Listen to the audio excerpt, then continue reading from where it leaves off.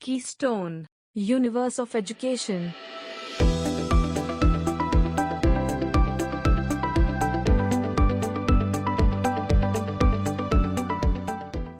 Hello students, welcome back yet again in a very interesting chapter called electrochemistry. Alright now, we have finished already till the part 1 of galvanic cells numericals. Today we are going to once again do numericals and conceptual quotients, obviously by your host Manjot Singh. Great. So today's topic will be based on very interesting part, that is nothing but Nernst equation and its applications.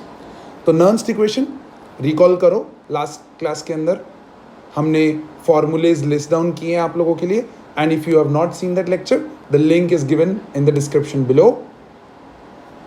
And its application मतलब equilibrium constant निकालना या फिर concentrations निकालना. So those are basically applications of Nernst equation.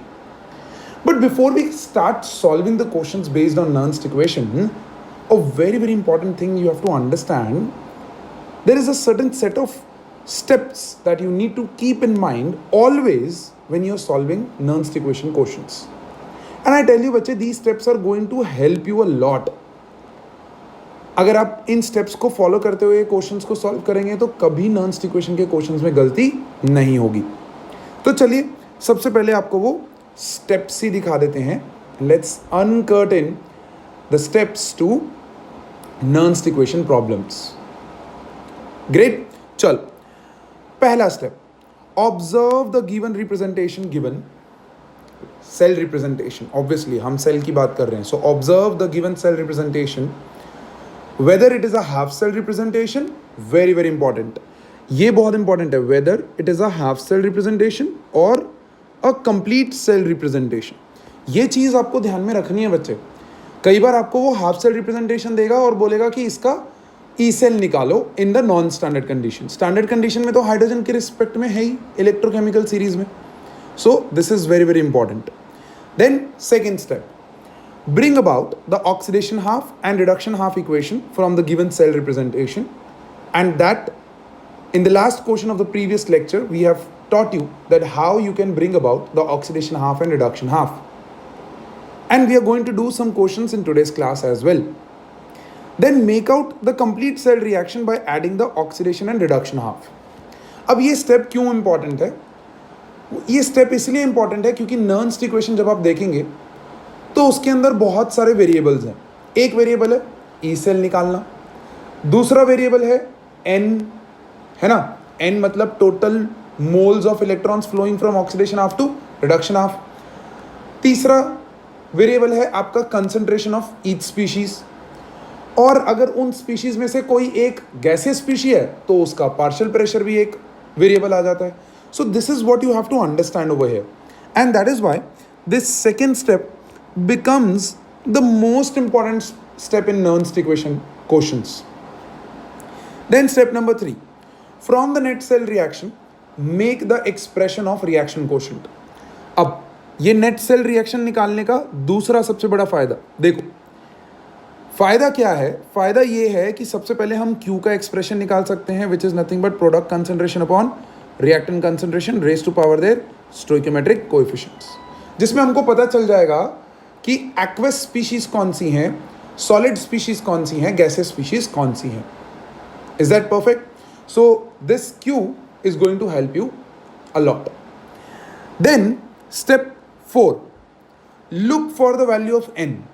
Now what is N? That is the total number of electrons flowing in the reaction from anode to cathode half.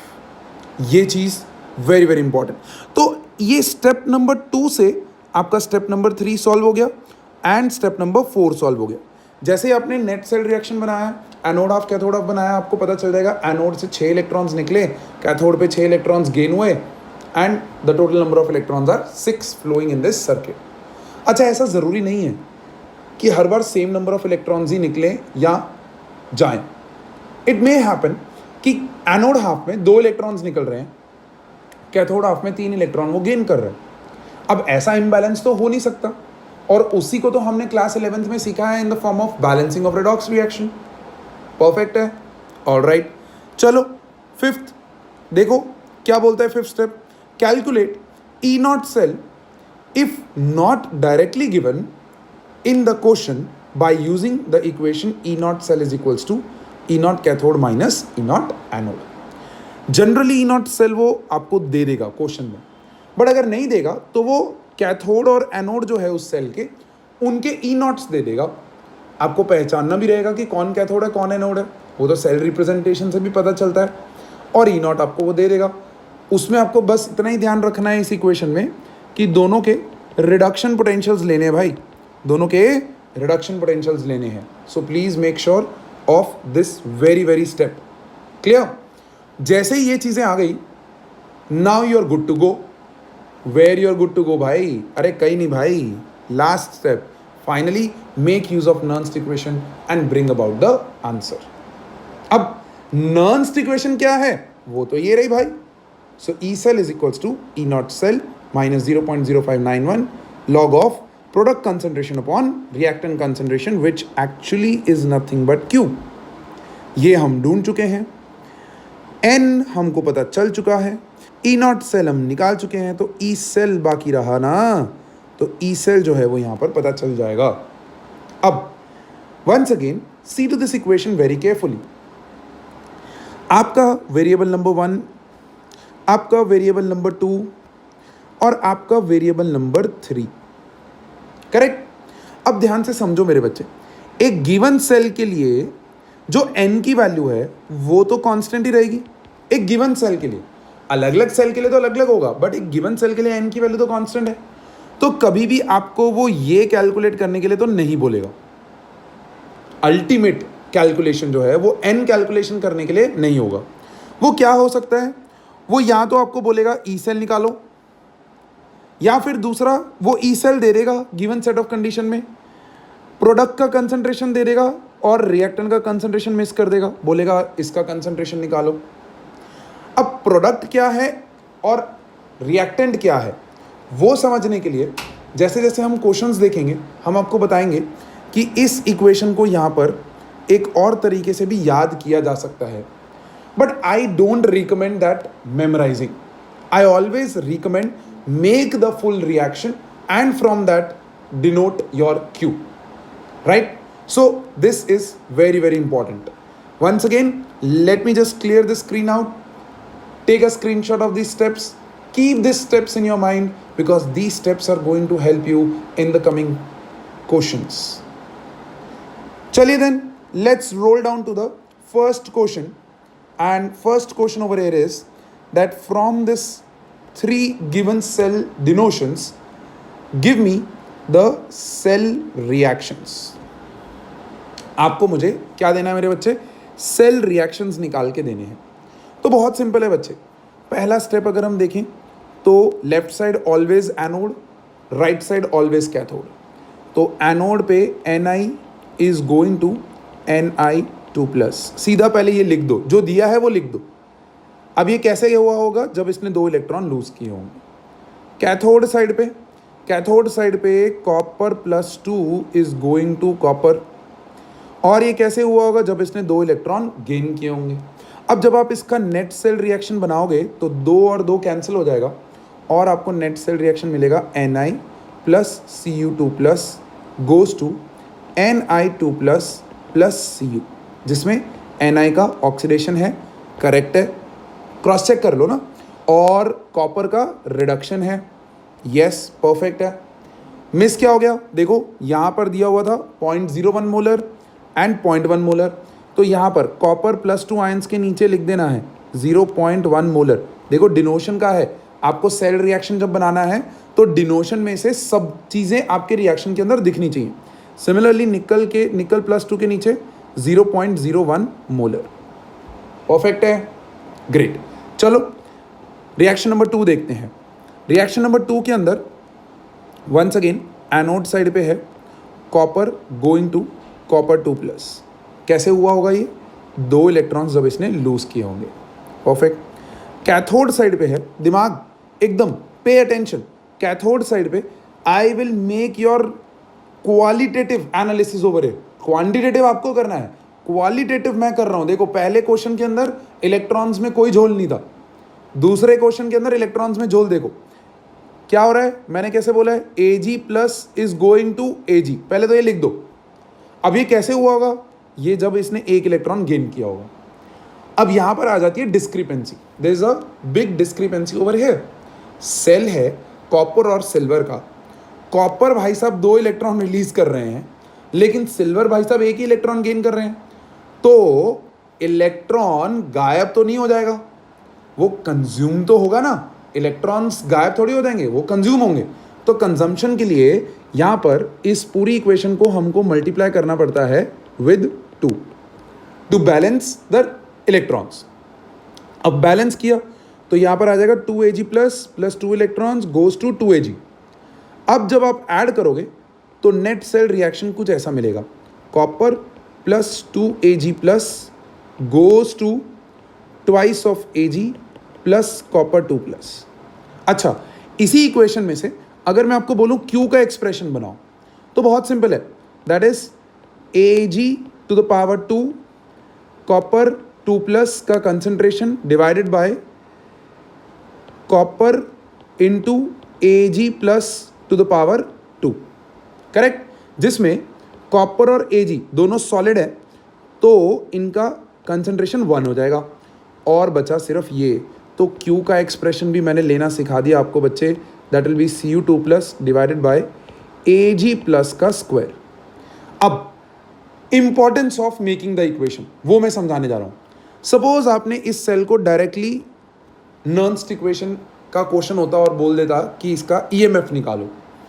अब EMF निकालने के लिए बच्चा directly ये देख लेता, अच्छा ठीक है मेरे पास एनोड में कॉपर प्लस 2 है, कैथोड में Ag प्लस है, तो चलो दोनों को खाली copper 2 plus divide by Ag plus कर दो, आंसर रेडी हो गया। And what you will miss is this, square भी तो है। तो ये स्क्वायर कहाँ से मिलता है, ये स्क्वायर मिलता है हमको जब हम बैलेंस्ड इक्वेशन बनाते हैं, and that's the importance of making the net cell reaction. भूलना नहीं इस चीज को। दूसरा चीज आपने कुछ नोटिस किया कि यहां पर कॉपर 2 प्लस जो है ऊपर गया और Ag प्लस जो है वो नीचे आया। What is copper 2 plus? Copper 2 plus is nothing but anode of the cell. And what is Ag plus? That is nothing but cathode of the cell. है ना?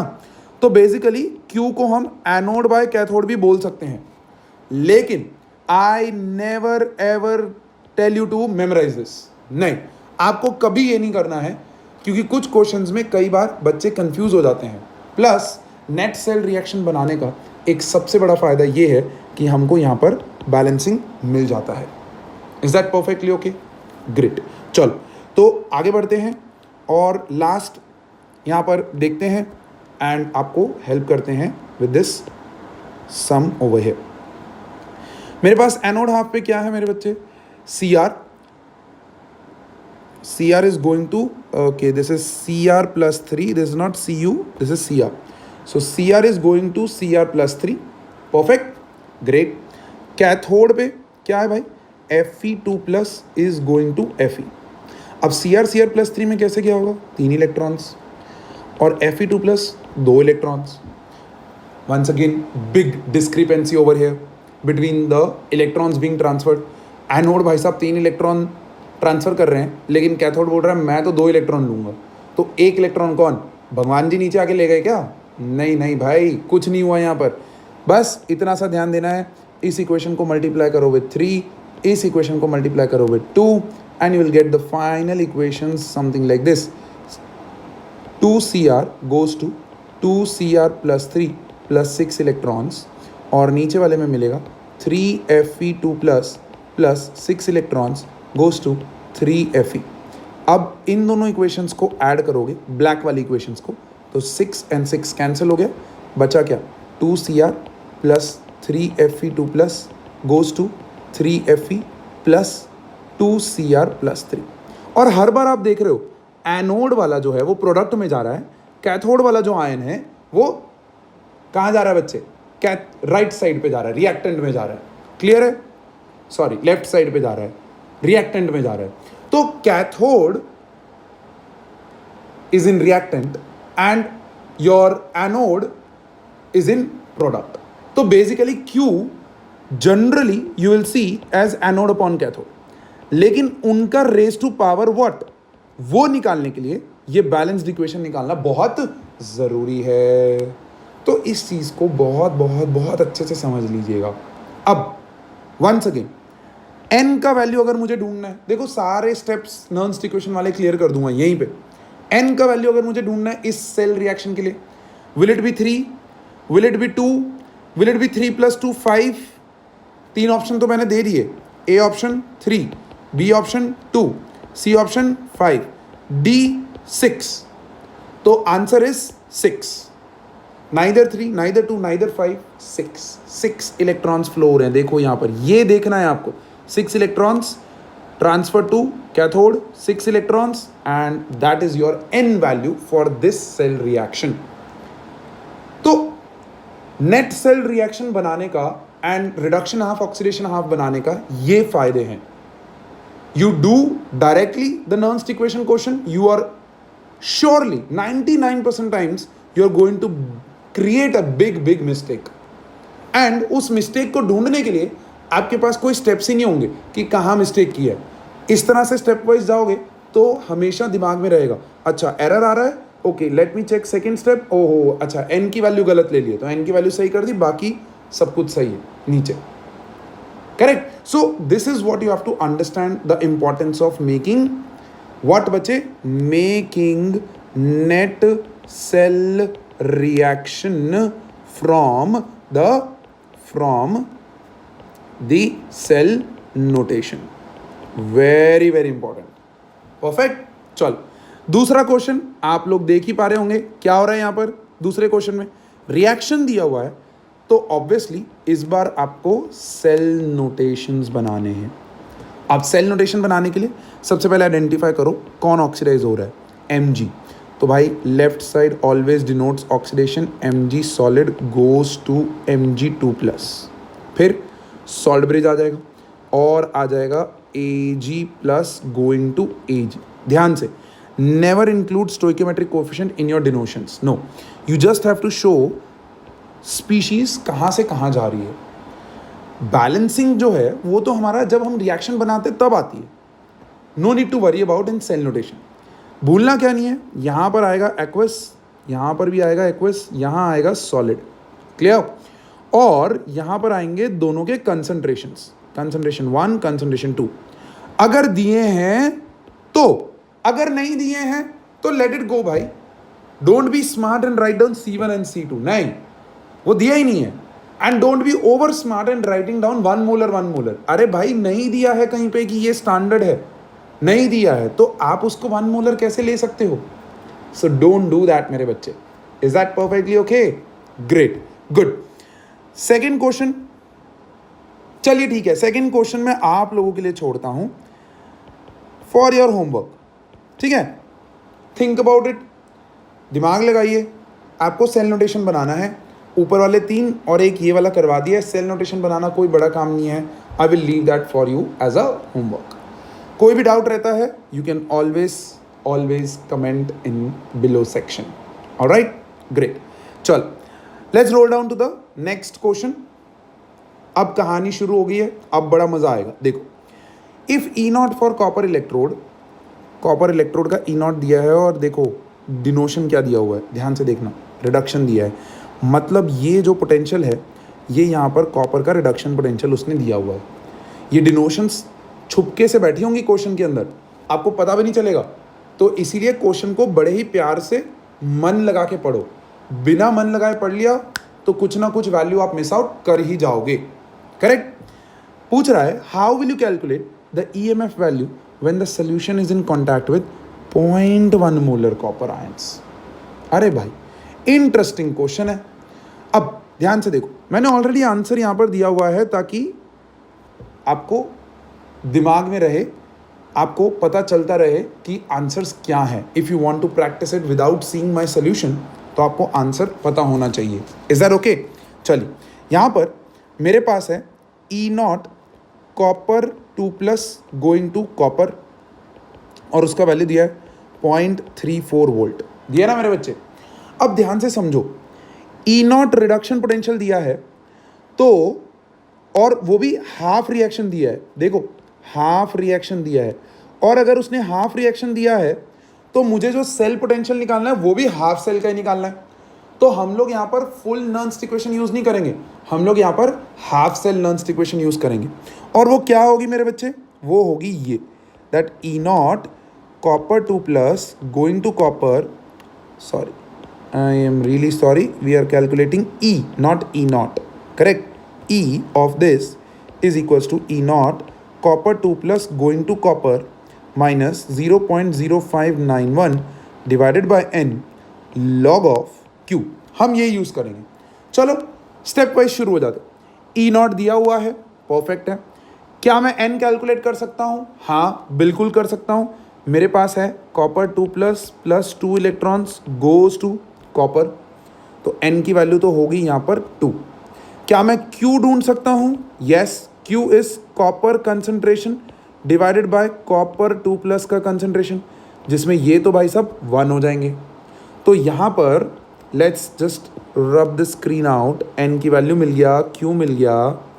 अब हम सीधा इन वैल्यूज़ को यहाँ डालेंगे, हमको मिलेगा 0.34 volt minus 0.0591 divided by 2 log of 1 divided by copper 2 plus का कंसंट्रेशन दिया है 0.1, करेक्ट। ये 0.1 को 1/10 लिख दो, 10 चला गया ऊपर, ये हो गया कट, लॉग 10 का वैल्यू हो जाता है 1। 0.06 को 0.0591 को आप 0.06 लेके चल सकते हैं। अगर ये वैल्यू जो आप निकाल रहे हैं फर्दर कहीं यूज़ नहीं करनी है क्वेश्चन में, क्योंकि जितना ज़्यादा आप उसको अज्यूम करते जाओगे या जितना ज़्यादा आप उसको राउंड ऑफ करते जाओगे उतना फाइनल आंसर में आपको दिक्कत होगा। So if this is the final answer then you can assume it as 0.06, तो ये हो गया 0.03, और उसको जब आप यहाँ से माइनस करेंगे तो 0.34 माइनस 0.03 आंसर निकला 0.31 वोल्ट। अच्छा, जैसे ही ये निकला वो पूछ लेगा, what that person can ask you कि भाई बताओ कि जब ये EMF आपने निकाला तो उस वक्त जो रिएक्शन है वो स्पॉन्टेनियस है या नॉन स्पॉन्टेनियस है। तो सिंपल है, वो सिंपली डेल्टा जी का वैल्यू पूछ रहा है, whether it is positive value या नेगेटिव वैल्यू। तो वो तो डिपेंड करता है ई सेल पे। अगर ई सेल पॉजिटिव है तो डेल्टा जी नेगेटिव, अगर ई सेल नेगेटिव है तो डेल्टा जी पॉजिटिव। तो yes, this reaction is spontaneous reaction and it will keep on happening. Since E cell is positive, delta G negative, yes, it is a spontaneous reaction. तो ये बहुत important है मेरे बच्चे, समझना बहुत बहुत इंपॉर्टेंट। एक के बाद एक लिंक हो जाएंगी चीज़ें, और लिंकिंग जो है वो फॉर्मूलेज अगर आपको एकदम ब्रीफ्ड आउट हैं आपके दिमाग में, plus if you are clear with the steps of the नॉन equation, never ever you're going to create a mistake. Clear? Chalo, let's clear the screen up and give you the second question coming up on your screen. Think about this question. Calculate the reduction potential of falling electrode at 298 Kelvin. अब देखो, उसने electrode का symbol दे दिया है। अब electrode का symbol क्या बोल रहा है? इलेक्ट्रोड का सिंबल बोल रहा है Cl2 is going to HCl. HCl मतलब Cl माइनस, करेक्ट। और उस Cl माइनस का 0.01 मोलर कंसंट्रेशन उसने दिया हुआ है, और E naught Cl2 going to Cl minus भी दिया हुआ है। See there is a mistake over here, ये चीज़ यहाँ पर नहीं लिखनी है। डिनोशन में you never write down the balancing. So sometimes you know हम भी भगवान नहीं है, टाइपिंग करते करते एरर्स हो जाते हैं, so ignore those errors. So Cl2 going to Cl minus उसने दिया है भाई 1.36 वोल्ट, करेक्ट। तो चलो सबसे पहले आप ये रिएक्शन ही बना लो कि Cl2 going to Cl minus. अब ये कैसे होगा बच्चे, ध्यान से समझना, ये कैसे होगा। ये Cl जब एक इलेक्ट्रॉन गेन करेगा तो एक Cl माइनस में जाएगा, बट यहाँ तो 2 हैं, तो 2 Cl माइनस बनेंगे और 2 इलेक्ट्रॉन्स गेन करेंगे। ये रिएक्शन बनाना बहुत ज़रूरी है, भले वो हाफ सेल रिएक्शन हो या फुल सेल रिएक्शन हो। ये रिएक्शन बनाए बिना ना ही आपको Q निकलेगा और ना ही आपका N वैल्यू निकलेगा। अब जैसे ही रिएक्शन बनाया, आपके पास N की वैल्यू आ गई 2, आपके पास Q का एक्सप्रेशन बन गया कंसंट्रेशन ऑफ Cl माइनस का square divided by partial pressure of Cl2। ये बहुत इंपॉर्टेंट, देखो यहाँ पर प्रेशर दिया है ना मेरे बच्चे, प्रेशर दिया है मतलब Cl2 यहाँ पर गैसियस है, सॉलिड का तो प्रेशर थोड़ी देगा कोई, गैस का ही देगा, तो 2.5 एटमॉस्फेयर आपको दिया हुआ है यहाँ पर। अब this is where I was talking about the amazing part of making the cell reaction. जैसे सेल रिएक्शन बनाया हमको पता चल गया कि भाई इसको भी अब इंक्लूड करना है। आप बाय डिफॉल्ट क्या लेके चलते हैं कि अरे यार Cl2 है, सॉलिड होगा, ये 1 हो जाएगा। नहीं नहीं नहीं नहीं, observe, take 30 seconds to observe the question. 30 seconds observe किया, फिर उसके बाद फाइनल। अब Q का वैल्यू क्या हो जाएगा? Q का वैल्यू हो जाएगा 0.01 का square divided by 2.5। Partial pressure दिया है भाई, तो ये हो जाएगा आपका Q का वैल्यू। अब इस Q का वैल्यू का यूज़ करके हम इसको हाफ सेल ऑफ नर्न्स्ट इक्वेशन में डालेंगे। और वो हाफ सेल कैसा दिखता है भाई? वो हाफ सेल दिखेगा ऐसा, E of Cl2 going to Cl minus is equals to E naught Cl2 goes to Cl minus 0.0591 divided by n log of Q। log of Q अभी हमने ढूंढा था, that was nothing but 0.01 का square divided by 2.5। n का value expression for you people, 2 electrons goes to 2Cl minus. चलिए यहाँ पर n का वैल्यू भी हो जाएगा 2। E नॉट आपको दिया हुआ है, वैल्यूज डालिए, फाइनल आंसर आपके सामने है। 1.49 वोल्ट जो है वो आपका फाइनल आंसर रहेगा। Is that perfectly okay? Great. चलिए let's roll down to next question over here. Very very important question. This question is going to create a lot of impact because यहाँ पर twist and turns बहुत सारे दिखेंगे आपको। Perfect. चलिए let's solve this question. चलिए देखते हैं what is given in this question. Calculate the electrode potential of silver electrode dipped in 0.1 molar solution of silver nitrate at 298 Kelvin, assuming AgNO3 to be, very interesting word used over here, completely dissociated।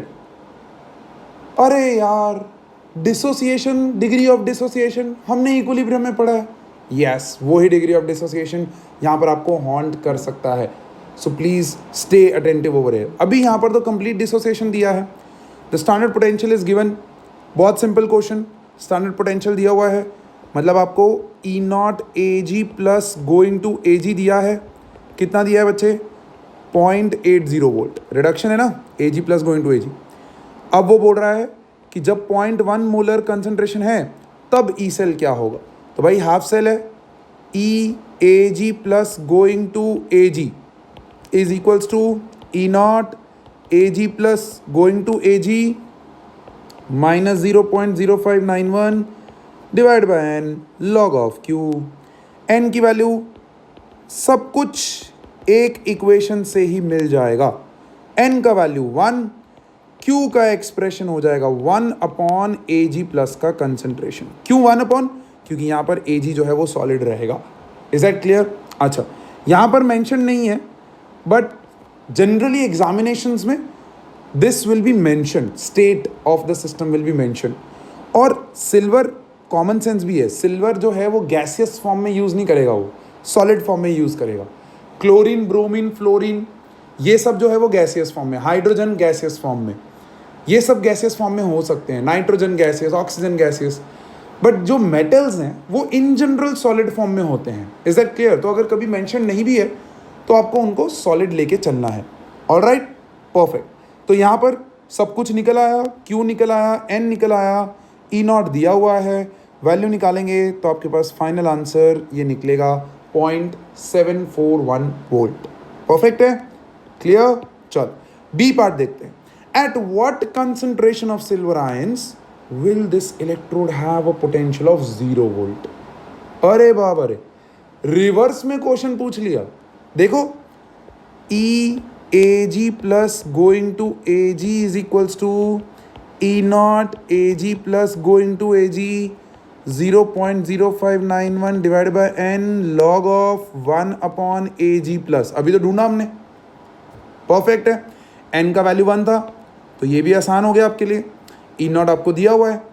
अब पहले question में Ag plus दिया था ए part में और बोल रहा था ई सेल निकालो, बट अब ई दे दिया है कि भाई 0 वोल्ट करना है मुझे, ई नॉट है, एन है, वो बोल रहा है कौन सा कंसंट्रेशन ऑफ आयन पे ये 0 वोल्ट होगा। क्लियर? तो सब कुछ कैलकुलेट करेंगे, लास्ट में आपके पास आंसर आएगा log of 1/Ag plus is equals to something x value, है ना। सब कुछ कैलकुलेट करके जब आप निकालेंगे तो आपको 1/Ag plus is equals to anti log of x लेना है एंड फिर 1 से डिवाइड कर देना है, तो आपको Ag प्लस का कंसंट्रेशन मिल जाएगा। अब log and anti log, log and anti log लेना हम क्लास 11th में ही सीख जाते हैं, तो please go and refer your class 11th notes जहां पर आपने लॉग एंटी लॉग लेना सीखा है, वहां से आपको पता चल जाएगा कि एंटी लॉग और लॉग कैसे लेना है। एंड माइंडेड बच्चे, electrochemistry and chemical kinetics, the chapter after electrochemistry, ये 2 चैप्टर्स ऐसे हैं जिसमें लॉग और एंटी लॉग के बिना आपके क्वेश्चन सॉल्व नहीं होंगे। सो प्लीज इस चीज को अच्छे से सीख लीजिएगा। Perfectly okay, I try my best to make a video on how to calculate log and anti-log for you people. Perfectly okay? Great. Chal, keep following. This is the question which we solved right now. Let's roll down to the next question. Very interesting. Zinc rod is dipped in 0.1 molar solution. पहले तो उसने concentration दिया है of ZnSO4. फिर अरे रे यहाँ पर कर दिया उसने मजेदार twist that the salt is 95% dissociated only at dilution at 298 Kelvin. तो टेम्परेचर की तो टेंशन लेने की जरूरत है ही नहीं। Calculate the electrode potential given that E not okay. तो यहाँ पर उसने रिडक्शन दिया है तो हमको रिडक्शन पोटेंशियल ही ढूंढना है। तो यहाँ पर आपके पास इक्वेशन बनेगा E Zn plus 2 going to Zn is equals to E not Zn plus 2 going to Zn minus 0.0591 divide by n log of, equation बना लो भाई। इक्वेशन क्या बनेगा? Zn plus 2 electrons goes to Zn, n का value मिल गया 2, q का value मिल गया 1/Zn 2 प्लस, मिल गया ना। बट यहाँ पर जो ट्विस्ट है वो ये कि आप यहाँ पर सीधा 0.1 मोलर मत रख देना प्लीज, यहाँ पर सीधा 0.1 मोलर मत रख देना। क्यों? क्योंकि इस 0.1 मोलर में से एक्चुअली में जो डिसोसिएट हो रहा है वो 95% ही हो रहा है। तो यहाँ पर ट्विस्ट ये है कि कंसंट्रेशन ऑफ Zn प्लस 2 ढूंढना है from the given salt concentration और वो है 0.1 मोलर। तो आपको करना है 95/100 इंटू 0.1। जब आप करेंगे तो 95/1000 आएगा और वो आंसर होगा 0.095। सर ये अप्रॉक्सीमेटली 0.1 ही है। अरे है भाई, लेकिन यहाँ पर डेलिबरेटली उसने क्वेश्चन ही ये पूछा है तो हमको ये वैल्यू 0.01 लेके सॉल्व नहीं करनी है। परफेक्टली ओके, आपको ये वैल्यू 0.095 लेके ही सॉल्व करनी है, उसका लॉग निकालना है और लॉग निकालने के बाद ही आपका आंसर जो है यहाँ पर निकलेगा। So this is very very very important part. This is the twist, the one circled in red, and once you put all these values, the final answer is given to you over here, that is nothing but 0.79 volt minus 0.79 volt। अब अगर मैं पूछ लेता कि ये spontaneous cell है कि non spontaneous cell है, हाफ सेल है बट स्पॉन्टेनियस है कि नॉन स्पॉन्टेनियस है, तो भाई अगर नेगेटिव आंसर है तो डेल्टा जी का वैल्यू पॉजिटिव। अरे और अगर डेल्टा जी पॉजिटिव तो सर क्लिक हो चुका है, delta G equals to minus NF E cell negative, delta G positive, तो ये एक नॉन स्पॉन्टेनियस रिएक्शन है। परफेक्ट है, good.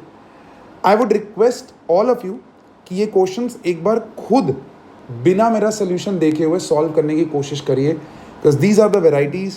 Once the concept, the varieties are clear, then you can solve any type of question based on Nernst equation. Perfect? चलिए next question देखते हैं। Write the Nernst equation. Okay. Calculate the EMF of the following cell. Now, this is interesting. Cell representation दिया है, तो सबसे पहले हम cell reaction बनाएंगे। याद आया? एनोड, एनोड पे क्या होगा? Copper going to copper 2 plus giving 2 electrons. Cathode, cathode पे होगा Ag plus plus electron going to Ag। अब बहुत क्विक होना शुरू हो जाएगा। देखो इसको मल्टीप्लाई बाय 2 बिकॉज बैलेंस करना है। नेट सेल रिएक्शन मिल गया Cu plus 2Ag plus plus twice goes to twice of Ag plus Cu2 plus. Correct.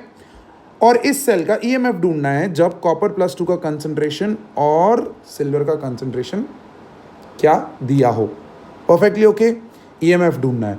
अब EMF ढूंढने के लिए obviously E not copper plus 2 going to copper देना चाहिए उसको, that is nothing but plus 0.34 volt.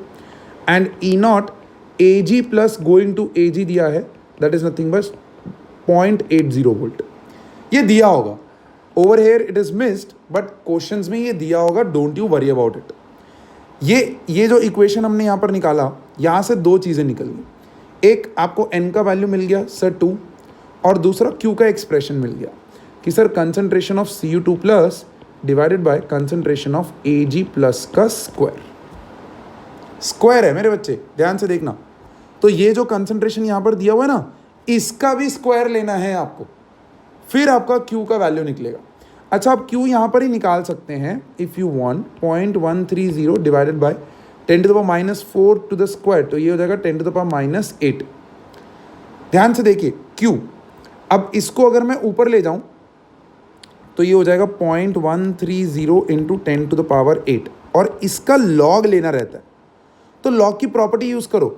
इसको मैं लिख सकता हूँ log of 0.130 plus log of 10 to the power 8। तो आपका क्वेश्चन जो है वो बहुत आसान हो जाएगा, सॉल्यूशन सॉल्विंग जो है वो बहुत आसान हो जाएगा। But all this things will come with practice. Once you know how to take log and anti log, तो ये क्वेश्चंस एकदम आसान हो जाएंगे।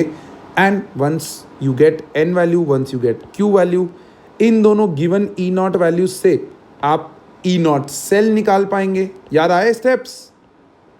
Cell reaction step number 1, step number 2 n, step number 3 q, step number 4 E naught cell, and step number 5 applying the Nernst equation. Actually में पहला step तो क्या था? Identifying whether the full cell is given और half cell. अब यहाँ full sell दिया हुआ है, दिख रहा है, कॉपर और सिल्वर का। Perfectly okay, great. चल आगे बढ़ते हैं। Let's roll down to the next question. अब क्वेश्चंस बहुत आसान होने शुरू हो जाएंगे, समझ में आना शुरू हो जाएगा। तो ये क्वेश्चन मैं आप लोगों के लिए होमवर्क में छोड़ देता हूँ because it is on the same genre that was given in the last.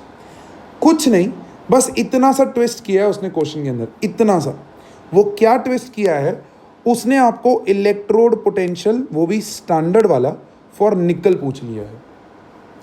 Nernst equation पता है ना? E cell is equals to E not cell minus 0.0591 divide by n log of q। आपके पास cell representation है और आपको E cell दिया हुआ है, तो ई सेल है, n आप निकाल लोगे, q आप निकाल लोगे by what? By making the net cell reaction. और नेट सेल रिएक्शन निकालने के बाद ये निकल गया, तो बचा सिर्फ ये एक unknown quantity E not cell. E not cell आपका यहाँ पर सपोज x क्वांटिटी निकला। अब ई नॉट सेल क्या होता है मेरे बच्चे? That is E not cathode minus E not anode, where cathode I can see is copper, और कॉपर का ई नॉट आपको दिया हुआ है, देखो ये रहा। बचा क्या? एनोड। ई नॉट सेल तो आप ढूंढ चुके थे इस इक्वेशन से, वो वैल्यू आपने यहाँ डाल दी, ये आपको दिया हुआ है, ई नॉट एनोड बचा। बस वैल्यूज डालो और आंसर रेडी करो, आपका आंसर रेडी हो जाएगा। And that answer is given over here, that is nothing but minus 0.2205 volt आएगा। Now why I have solved the answers over here? So that I can give you the concept part and you do the practice of solving. That is very very important. With the practice your calculations will improve. आप सोचो sir आज रात को मैं questions करके बैठा और कल सुबह मेरे सारे क्वेश्चंस के कैलकुलेशंस एकदम हो जाने चाहिए। अरे नॉट पॉसिबल भाई, not possible. You can not do that. आप भगवान नहीं हो, आप कोई मैजिशियन नहीं हो जिसकी वजह से मैजिक किया और आ गया, है ना, क्रिश नहीं हो कि बुक को ऐसे किया और रीड कर लिया, ऐसा नहीं होता है. Is that clear? That are all in your Hollywood and Bollywood movies, so please take care of that. Perfect. चल लेट्स रोल डाउन. कॉन्सेप्ट हो गया इस क्वेश्चन का. Roll down to the next question. Interesting. Calculate EMF of the cell, जिसमें cadmium दिया है, hydrogen दिया है. Very nice. ईएमएफ निकालना है जिसमें हाइड्रोजन का प्रेशर भी दे दिया है. देखो मैंने आपको बोला था ट्विस्ट करने के लिए वो कुछ भी कर सकता है. तो पहले तो आप anode cadmium going to cadmium 2+ कैसे जाएगा, 2 इलेक्ट्रॉन लूज करके. Cathode H+ going to H2 कैसे जाएगा, 2 इलेक्ट्रॉन गेन करके जब 2 H+ जाएंगे. निकल गया. चलो 2 electron cancel, net cell reaction मिल गया. Cadmium +2H+ goes to cadmium 2+ plus H2. Do not forget this is gas, this is aqueous, and this is solid. तो यहाँ से N की वैल्यू तो मिल गई 2. यहाँ से Q का एक्सप्रेशन बहुत इंटरेस्टिंग. Q का expression product upon reactant. Product में मेरे पास आएगा concentration of CD2+ into partial pressure of H2 divided by concentration of H+ का स्क्वायर. क्यों, ये तो 1 हो जाएगा, है ना, सॉलिड है. बस यही ट्विस्ट था इस क्वेश्चन का. यही ट्विस्ट था इस क्वेश्चन का. क्या था ट्विस्ट? आपको पार्शियल प्रेशर लेना है और वो इक्वेशन में दिखाना है. हाँ, अब अगर सपोज उसने यहां पर 1 ATM ही दिया होता तो ये निकल जाता, लेकिन उसने यहां पर 0.8 कर दिया. अब 0.8 कर दिया तो समझ लो कि आपके सॉल्यूशन के अंदर एक स्टेप और ऐड कर दिया उसने. परफेक्ट.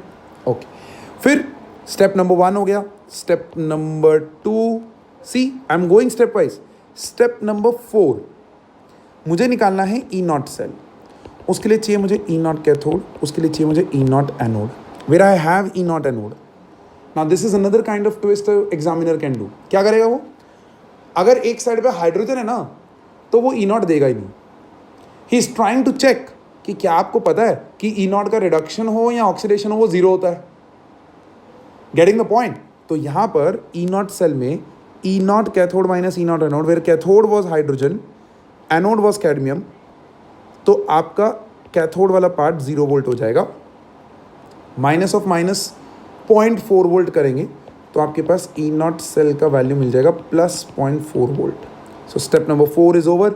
स्टेप नंबर 5 बहुत बहुत इंपॉर्टेंट. कुछ नहीं, नॉन इक्वेशन बनाओ, वैल्यूज डालो, आंसर निकालो. आंसर आ जाएगा 0.36 वोल्ट. परफेक्ट. ग्रेट. चलिए let's move on to the next question over here. Interesting concept देखिए इस क्वेश्चन का. The copper silver cell is set up. The copper ion concentration is given. The concentration of silver ion is not known. पता चल गया question में क्या twist है. The cell potential when measured, okay, E cell दे दिया. Determine the concentration of silver ions in the cell. E0 दिया हुआ है. अच्छा, चेक कर लेना, दोनों के रिडक्शन ही दिए हुए हैं ना, बिकॉज आप इक्वेशन यूज करते हो E0 cell is equals to E0 cathode minus E0 anode. Do not forget that. तो जब आप ये इक्वेशन यूज करते हो तो दोनों के रिडक्शन पोटेंशियल्स लेने हैं. Perfectly okay. So this is very very important. So understand this. अब मेरे ख्याल से I do not need to explain anything in this question. Already बच्चे ये दिमाग लगा चुके हैं कि sir E cell is equal to E0 cell minus 0.0591 divide by n log of Q. Sir n निकल जाएगा नेट सेल रिएक्शन बनाने पे, Q निकल जाएगा नेट सेल रिएक्शन बनाने पे, और E0 सेल तो सर निकला ही हुआ है. Q यहाँ पर नहीं निकलेगा. E सेल उसने दिया है, Q नहीं निकलेगा. Q में तो हमारा Ag+ का कंसंट्रेशन अननोन है, वही तो ढूंढना है हमें. एंटीलॉग करके निकलेगा. Correct. But the question is sir cathode क्या है, एनोड क्या है, वो ढूंढना है. तो देखो एक ही क्वेश्चन के अंदर 1 2 3 4 तीर मार दिए उसने। क्या तीर मार दिए? सबसे पहले चेक कर रहा है कि क्या आपको नर्न्स इक्वेशन आता है, ओके आता है। दूसरा वो चेक कर रहा है कि आपको नेट सेल रिएक्शन बनाना आता है। अब नेट सेल रिएक्शन बनाने के लिए आपको कैथोड और एनोड चाहिए, तो बेसिकली नेट सेल से पहले वो चेक कर रहा है कि आपको कैथोड एनोड आइडेंटिफाई करना आता है। तो वो आइडेंटिफिकेशन आपको मिलेगा ये स्टैंडर्ड पोटेंशियल से। ओ यस, इलेक्ट्रोकेमिकल सीरीज का एप्लीकेशन, जिसका रिडक्शन पोटेंशियल ज़्यादा उसका कैथोड फॉर्मिंग टेंडेंसी ज़्यादा। मतलब यहाँ पर सिल्वर कैथोड है, silver is cathode and copper is anode. Perfectly okay. So this is how your question will be solved. अब आई थिंक सो मुझे कुछ भी समझाने की ज़रूरत नहीं है। फाइनल जब आप कंसंट्रेशन निकालेंगे तो भूलना नहीं, unit is molar over here. हम मोलर कंसंट्रेशंस की बात करते हैं। Is that okay? Clear? Alright, great. Try solving these questions. The more you solve, the more you're going to get better at calculations. Again and again, I'm repeating this because without repetition, students of today's age do not listen. Clear? Great. चल देखते हैं next question. A cell contains 2 hydrogen electrodes. Oh, sir जैसे ही 2 hydrogen electrode सुन लिया, मेरे को पता चल गया कि ये आप कंसंट्रेशन सेल से क्वेश्चन उठाया है। क्लियर? देखो, A cell contains 2 hydrogen electrodes. सारी वैरायटी कवर कर दी मैंने। The negative electrode is in contact with a solution of 10 to the power minus 6. ध्यान से, नेगेटिव इलेक्ट्रोड क्या चेक कर रहा है वो यहाँ पे कि क्या आपको साइन कन्वेंशंस याद हैं?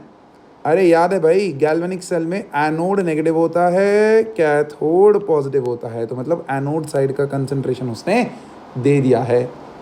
तो बेसिकली एनोड साइड पे भी मेरा रिएक्शन हो रहा है, ट्वाइस ऑफ ऑक्सीडेशन है, तो यहाँ पर आपका रिएक्शन होगा that will be H2 going to twice of H plus 2 electrons. Correct?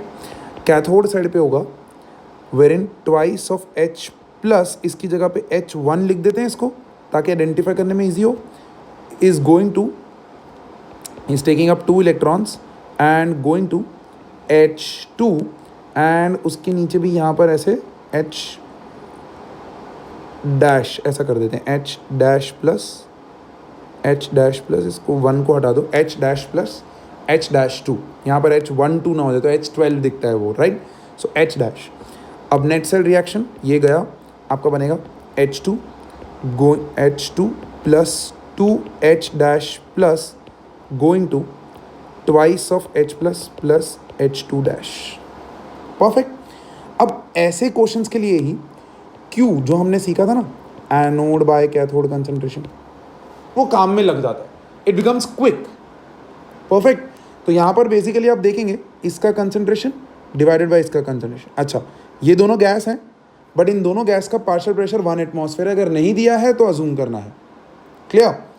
अब EMF ऑफ द सेल दे दिया है उसने, ई सेल दे दिया है, तो E cell is equals to hydrogen ही है तो ये तो 0 वोल्ट होगा, E not cell minus 0.0591 divided by 2 log of क्या हो जाएगा, H प्लस का square divided by H dash plus का स्क्वायर। ये चीज़ हमको यहाँ ढूंढनी है, सेम एज प्रीवियस क्वेश्चन। बस टेस्टिंग क्या किया, क्या आपको कंसंट्रेशन सेल के बारे में पता है? And yes sir, we are the students of मंजूत सर, हमें सब पता है। क्लियर है? श्योर है ये चीज़? So these were some questions based on Nernst equation and its basics. बहुत बेसिक क्वेश्चंस हमने लिए हैं।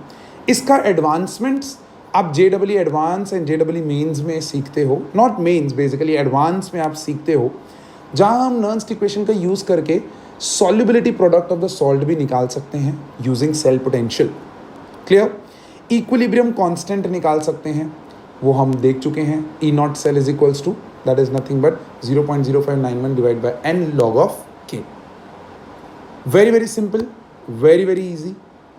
These are some questions based on Nernst equation, and I'll be ending this lecture on this note. So take care, bye bye.